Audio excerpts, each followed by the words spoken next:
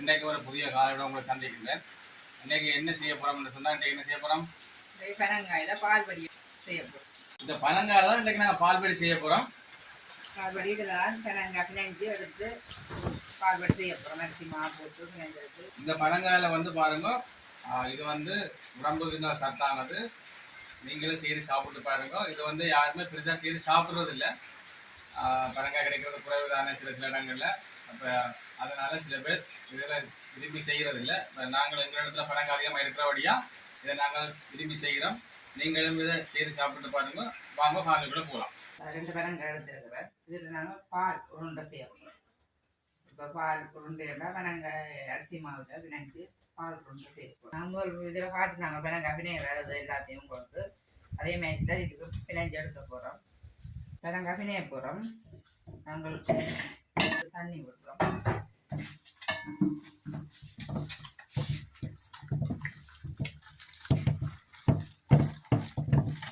இது இப்படி பிணைஞ்சு போட்டு கரண்டியால் வலிக்கலாம். இப்படி அந்த கசக்கி விட்டுட்டு பனங்கழி கரண்டியால் வலிக்க அந்த வெள்ள கழிவு நாங்கள் இதை இப்படி ஒரு கரண்டியால் வலிக்கிறோம். ஐயா இது வலிக்க களி நல்ல களி வரும். நாங்கள் இது பனங்கழி முதல் வீடியோவில் காட்டி நாங்கள் இப்படி இப்போ வலிக்கிறது. இப்போ பெருசாக அவங்களுக்கு காட்ட தேவையில்லை, சொல்ல தேவையில்லை என்றாலும் காட்டுறது பால் வலிக்கிறது அப்படின்றது. பனங்காய் இப்படி வலிச்சா நல்ல கழிவு இருக்கான கழிக்க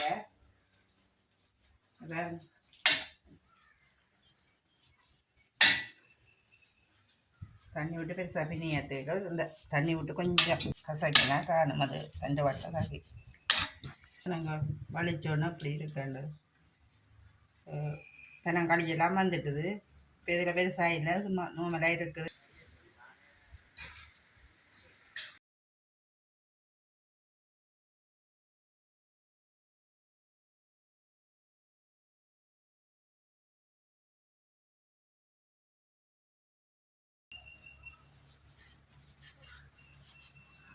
நாங்கள் எல்லாம் வலிச்சிட்டோம். இப்படித்தான் போய்ட்டு நாங்கள் வலிச்செடுத்தா ஒரு வழியும் இல்லை. இதில் நல்ல இதாயிடும். நாங்கள் எல்லாம் வலிச்செடுத்தோன்னா தும்பு தான் தெரியும். மற்றதை வலிச்சு எடுத்துட்டு பனங்களை எல்லாம் கறந்துட்டோம். இனி நாங்கள் வடிக்க எடுக்க போகிறோம். நான் இந்த வடியால் வடிக்க போகிறேன்.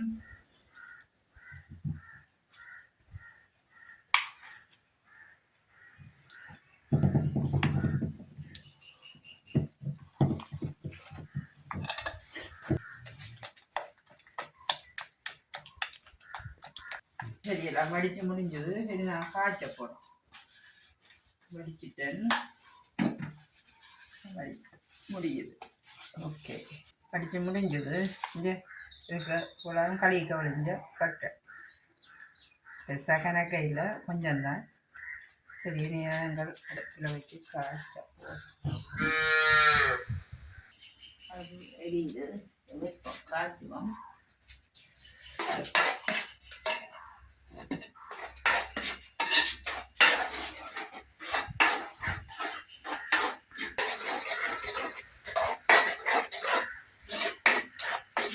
காய்ச்சிடும். தண்ணி ஆகுது. இந்த காய்ச்சி அடி பிடிக்காம கிண்டுவோம். இப்படி கிண்டினா தான் அடி பிடிக்கும். இல்லை அடி பிடிச்சா ஒரு மனம் இருக்கும். தேவையான அளவு உப்பு போடுவோம் கொஞ்சம் சுரைக்கு. சரி காய்ச்சி பட்டுட்டேனே இறக்க போகிறோம். இறக்குவோம்.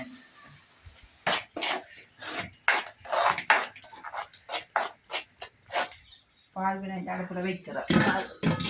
இது முதல் பால் எடுத்து வச்சுட்டு இது கப்பிப்பால் 2ஆம் பால் 3ஆம் பால் மட்டும்தான் வச்சிருக்கிறோம். வச்சது ராக்கிக்கு தான் முதல் பால் விடுவோம். முதல் பிடிஞ்சோம். தேவையான அளவு மாவு போடுறோம். களிக்கேற்ற மாரி அதுக்கேற்ற மாரி சீனியும் போடுவோம்.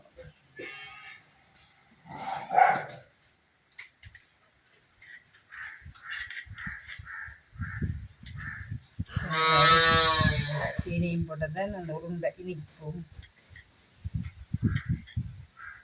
உங்களுக்கு தேவையான அளவு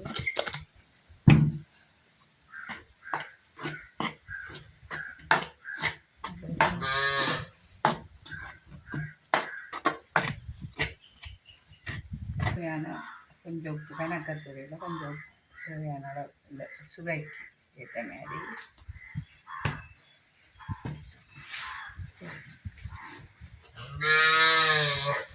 போட்டு சீனியும் போட்டு கலந்து கழிக்க விட்டு குழைக்கிறோம். குழைக்கிறோம் குழைக்கிறோம் சுடு சுட சுடத்தான களி குழைச்சிட்டு இனி உருக்கி குழைக்குவோம்.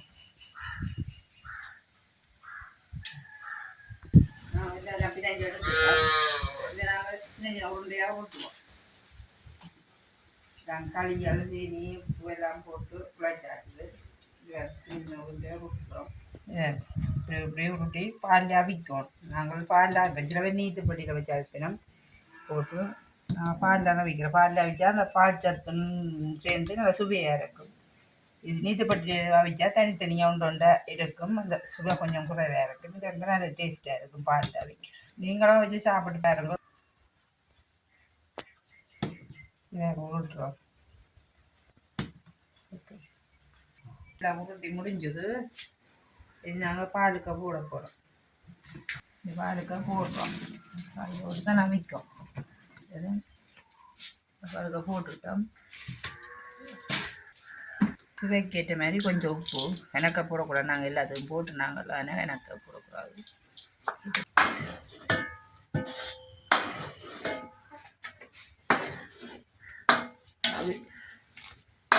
அவியுது வெண்டி விடுவாங்க.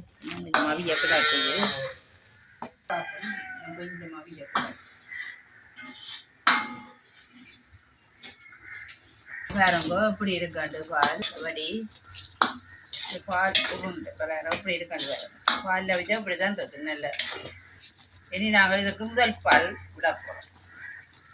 முதல் எடுத்த பால் விட போகிறோம். முதல் எடுத்த பால் விட்டு சீனியும் போட்டோம்னா ஓகே. பாருங்க இப்படி இருக்காது. தேவையான சீனி போடுறோம். உங்களுக்கு இனிப்புக்கு ஏற்ற மாதிரி சீனி உருண்டைக்கும் போட்டு நாங்கள் இதில் பால் சுவைக்கு போடுவோம்.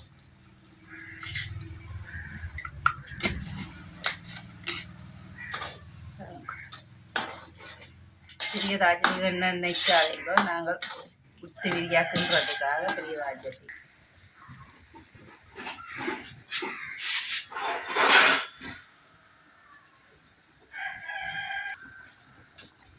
சரி நாங்கள் இனி லாவிஞ்சிட்டு உரக்கா போகிறோம்.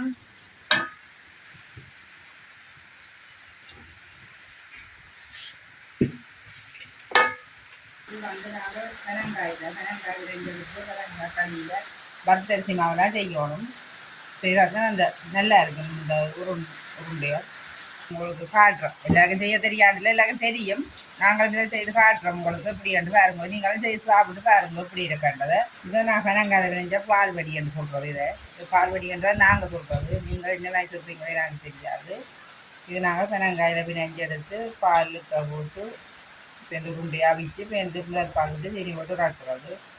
நம்ம சுரத்தில் சாப்பிடக்கூடாது. ஆற விட்டு சாப்பிட்டா தான் நல்லா இருக்கும். இது கொஞ்சம் ஆற விட்டு சாப்பிடுவோம். இதை செய்து வச்சுட்டு இப்படி குழம்பி சாப்பிட்டு பாருங்க இப்படி இருக்காண்டி.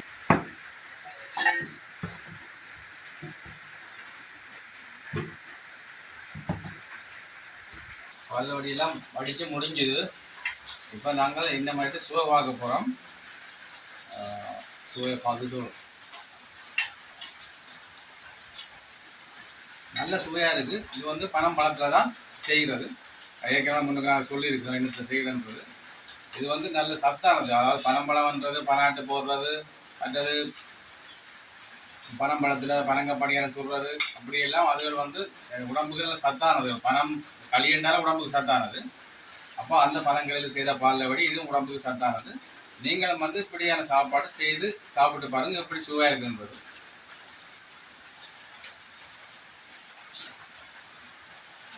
நல்ல சுவையாக தான் இருக்குது. மீண்டும் ஒரு காணொலி சந்திப்போம்.